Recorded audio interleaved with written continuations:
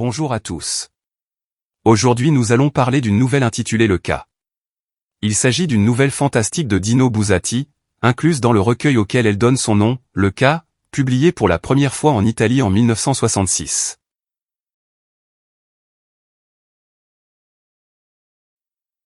Le jour de ses 12 ans, Stefano Roy demande à son père de l'amener avec lui sur son navire. Le père accepte. Stefano veut devenir capitaine tout comme son père et conduire des bateaux plus gros que les siens. Une fois en mer, Stefano remarque une chose noire qui le suit et qui remonte par intermittence à la surface. Il en parle à son père. Ce dernier ne voit tout d'abord rien, mais après avoir regardé dans une longue vue, le père dit à son fils qu'il s'agit d'un cas.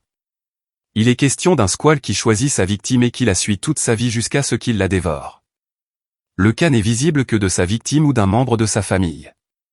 Le squale ne laissera jamais Stefano en pétant qu'il sera en mer. Stefano ne pourra plus aller au-delà du rivage et ne pourra pas être marin. Afin d'éloigner son fils du monstre, le père envoie Stefano étudier au loin.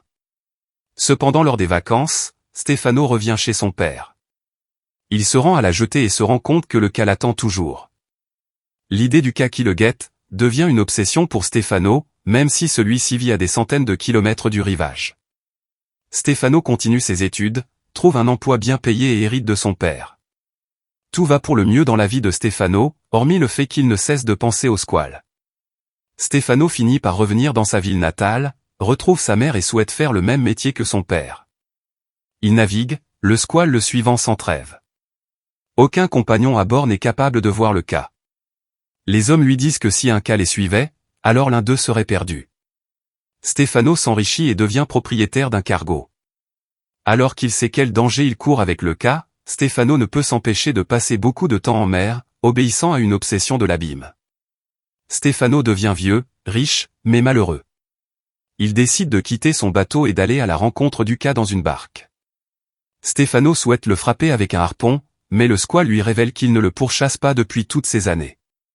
En réalité, le roi des mers l'a chargé de lui remettre la perle des mers qui donne fortune, puissance, amour et paix de l'âme à celui qui la possède. Il est maintenant trop tard pour Stefano. Le squale replonge en mer. 2 mois plus tard, on retrouve le squelette de Stefano assis dans la barque. Stefano a 2 raisons de se méfier du cas. Tout d'abord il y a le discours de son père. Dans celui-ci le père révèle que le cas suivra sa victime toute sa vie, ce qui est vrai, et que le cas le fera jusqu'à ce qu'il dévore sa victime, ce qui est faux. Le père reconnaît non pas l'animal parce qu'il l'a déjà vu, mais grâce à des informations qu'il a entendues. Si Stefano sait que le cas est à sa poursuite, c'est à cause de son père, qui lui-même tient ces informations de racontard. La source n'est donc pas fiable. Le cas ne donne pas en lui-même confiance. En effet, c'est déjà un squale et de plus sa description physique fait de lui un être terrible. Le père en parlant du cas utilise la phrase « ce mufle de bison, cette gueule qui ne fait que s'ouvrir et se fermer spasmodiquement, ces dents terribles ». La peur de Stefano envers le cas est en grande partie due à son père. De plus la volonté du père d'éloigner son fils de la rive en l'envoyant au loin ne fait que contribuer à la méfiance que Stefano peut avoir du squale. Cependant le père n'est pas incriminé puisqu'il pense avoir fait de son mieux afin de protéger son fils de la malédiction. Stefano subit une triple condamnation puisqu'il est ramené immédiatement à la rive, puisqu'il ne pourra pas devenir marin alors que c'est son rêve et puisqu'il sera éloigné de la mer qui en réalité l'attire. Lorsque pendant les vacances, Stefano revient vers la mer, il se rend compte que le cas est encore présent.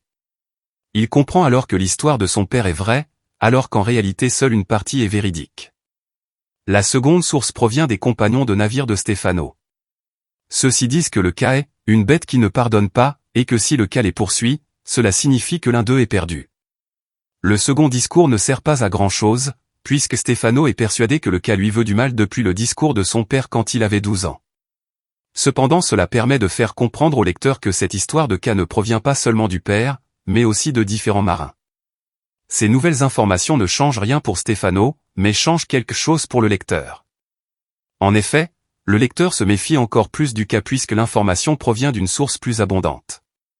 Si Stefano revient vers la mer, c'est parce qu'il est attiré par elle depuis son enfance. En effet, lors de l'anniversaire de ses 12 ans, nous savons qu'il souhaite devenir capitaine tout comme son père et même surpasser son père en commandant des navires plus grands. Si Stefano revient à la mer, c'est également par goût de l'abîme. Même au loin, Stefano ne peut pas s'empêcher de penser sans cesse au squale. Au final, Stefano a une vie gâchée. Il a passé sa vie sur la mer, sans jamais se reposer. Ce surcroît d'activité lui permet de connaître la richesse. Cependant, Stefano devient vieux et malheureux. Stefano est concerné par la solitude. Nous savons que le père est au courant de cette histoire de squale, mais celui-ci au cours du récit. La mère de Stefano n'est pas au courant de la malédiction qui pèse sur son fils. Les membres de l'équipage ne peuvent pas voir le squale. Durant une partie de sa vie, Stefano reste seul avec son secret. Il ne confie sa malédiction qu'au capitaine avant de s'en aller dans la barque. Si à la fin de l'histoire, Stefano décide d'enfin rencontrer le cas, c'est car il sait qu'il va bientôt mourir, que le cas doit être vieux et fatigué et qu'il ne peut pas tromper son attente. Stefano sent qu'il a comme une sorte de redevance envers le cas. Stefano échange sa visite contre la fidélité que lui a témoigné le cas toute sa vie. Si Stefano l'approche en barque, ce n'est pas pour savoir ce que le cas lui veut, mais pour se battre avec lui. Ceci signifie bien que malgré les années, Stefano se représente le cas encore comme un danger. Alors que Stefano est maintenant vieux, il est encore influencé par le discours de son père quand il était enfant. Il est important de faire ses propres expériences et de ne pas se cantonner à ce que d'autres personnes ont pu nous dire. Ce n'est que lorsque le cas lui parle que Stefano remarque son erreur.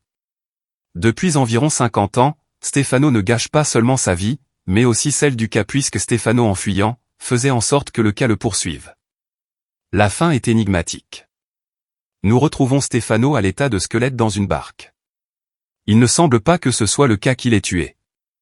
Stefano est peut-être tout simplement mort de vieillesse.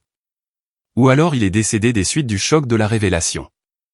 La présence du galet dans les mains du squelette n'est pas non plus expliquée. Est-ce la perle qui maintenant ne vaut plus rien, maintenant que la vie de Stefano est finie? Nous pouvons voir la fuite de Stefano comme un refus d'affronter sa destinée. Cependant, comme nous l'avons vu, bien des éléments dissuadent Stefano de s'approcher du cas comme la promesse d'une mort certaine. Stefano préfère toute sa vie fuir, plutôt que d'accepter une mort incertaine. De manière plus globale, le cas peut représenter la mort, qui suit chaque être vivant depuis sa naissance. Stefano semble s'en rendre compte à un âge de 12 ans. Toute sa vie, Stefano reste obsédé par ce squale, par cette mort qui ne semble pas le lâcher. Cependant, à force de passer son temps à penser à la possibilité d'une mort proche, Stefano ne vit pas et ne cesse de fuir. Ce n'est que trop tard, à la vieillesse, que Stefano se rend compte qu'il aurait dû vivre au lieu de s'acharner à éviter un destin qui de toute façon était inéluctable. La perle peut représenter l'acceptation de la mort, qui permet de vivre sa vie de manière sereine. Oh! Si seulement je ne t'avais pas écouté, s'écria le capitaine. Je vais me faire bien du souci pour toi, maintenant. Ce que tu vois émerger de l'eau et qui nous suit, n'est pas une chose, mais bel et bien un cas. C'est le monstre que craignent tous les navigateurs de toutes les mers du monde. C'est un squale effrayant et mystérieux, plus astucieux que l'homme. Pour des raisons que personne ne connaîtra peut-être jamais, il choisit sa victime et une fois qu'il l'a choisie, il la suit pendant des années, toute la vie s'il le faut, jusqu'au moment où il réussit à la dévorer. Et le plus étrange, c'est que personne n'a jamais pu l'apercevoir, si ce n'est la future victime ou quelqu'un de sa famille. C'est une blague que tu me racontes, papa. Non, non, et je n'avais encore jamais vu ce monstre, mais d'après les descriptions que j'ai si souvent entendues, je l'ai immédiatement identifié. Ce mufle de bison, cette gueule qui ne fait que s'ouvrir et se fermer spasmodiquement, ces dents terribles. Stefano, il n'y a plus de doute possible, hélas. Le cas a jeté son dévolu sur toi, et tant que tu seras en mer, il ne te laissera pas un instant de répit. Écoute-moi bien, mon petit, nous allons immédiatement retourner au port, tu débarqueras et tu ne t'aventureras plus jamais au-delà du rivage, pour quelque raison que ce soit.